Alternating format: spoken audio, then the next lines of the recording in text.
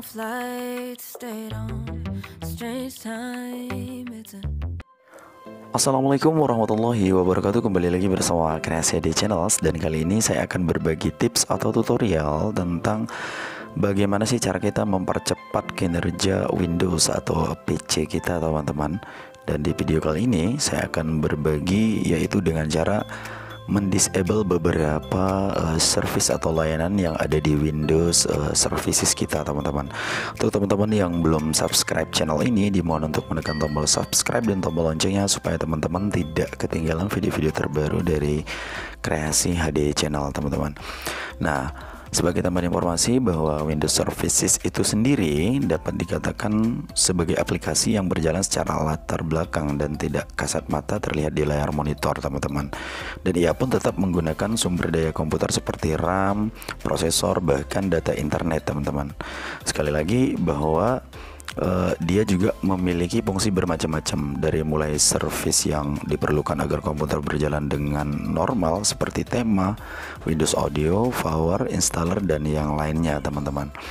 Nah, berikut ini saya akan coba untuk menampilkan beberapa Windows services yang bisa dipertimbangkan untuk di disable atau dinonaktifkan untuk meningkatkan performa kerja laptop kita, teman-teman. Teman-teman klik di bagian kolom pencarian kata service, kemudian klik 2 kali di bagian ini.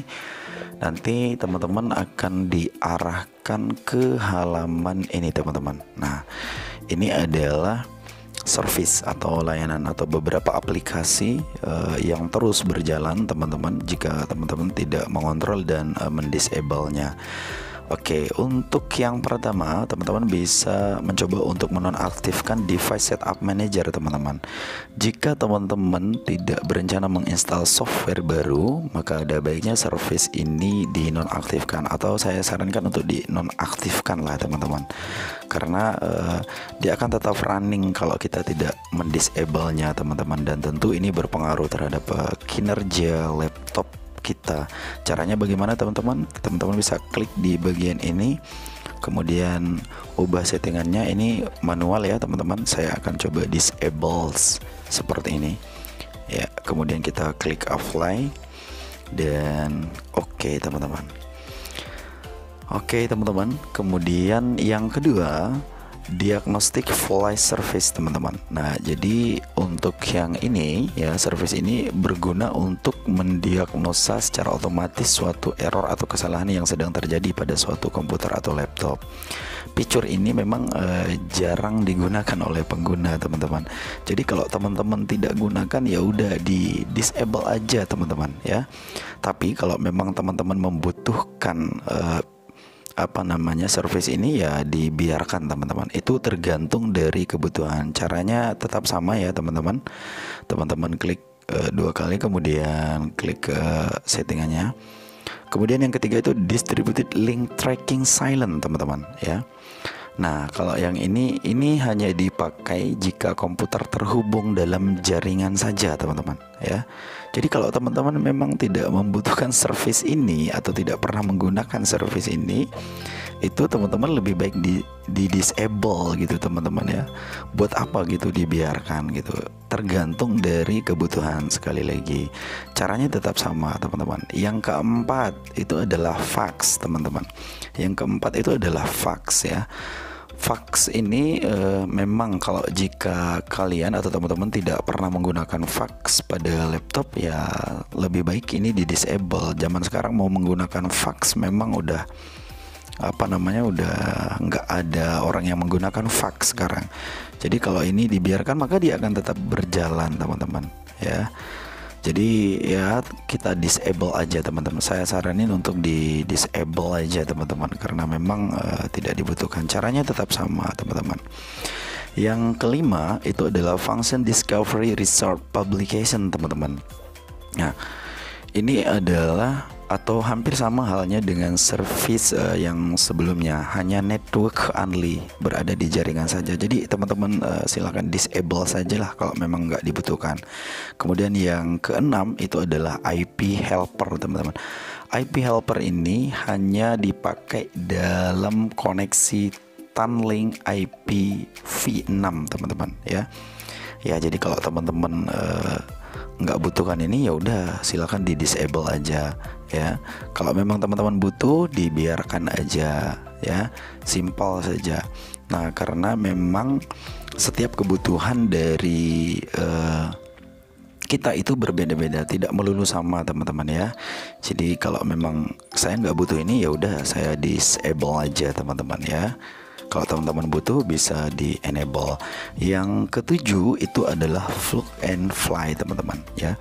Yang Plug and Fly ini, fitur Plug and Fly ini maksudnya berguna untuk menjalankan satu file multimedia seperti musik dan video secara otomatis. Bahkan aplikasi jenis EXE pun itu bisa berjalan otomatis jika service Plug and Fly kalian dalam keadaan aktif. Jadi berhati-hatilah ya, karena jika flash disk ataupun disk yang kalian masukkan ke komputer kalian itu mengandung file virus, ya virus akan langsung aktif tanpa membuka drive yang baru saja dimasukkan teman-teman.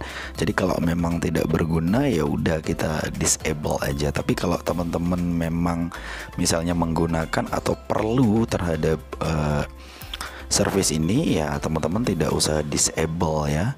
Nah ini kan terus berjalan teman-teman. Jadi kalau saya memang nggak butuh ya udah saya disable aja teman-teman. Ini tergantung dari kebutuhan sekali lagi teman-teman. Yang kedelapan, program compatible assist service teman-teman ya. Jadi yang ini adalah sesuai dengan namanya, hanya memantau kompatibilitas program teman-teman ya. Ini hanya memantau tentang yang ini ya. Jadi tentang program, kalau teman-teman nggak butuh ya udah dimatikan aja atau di disable aja teman-teman.